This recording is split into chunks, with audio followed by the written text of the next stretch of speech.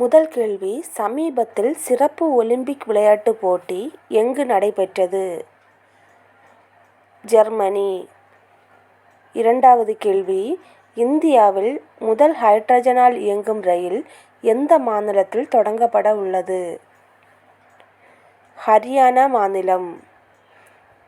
மூன்றாவது கேள்வி, இந்திய மருத்துவ சங்கத்தின் தலைமையகம் எங்கு அமைந்துள்ளது?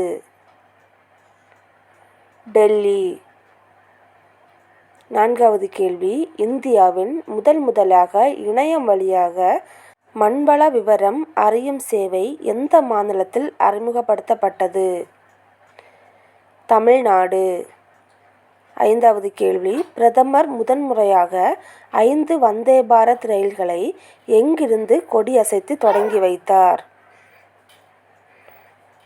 போபால். உங்களுக்கான கேள்வி, தற்போது சிபிஐ சிறப்பு இயக்குனராக நியமனம் செய்யப்பட்டுள்ளவர் யார்? ஆன்சரை கமெண்ட் பண்ணுங்க.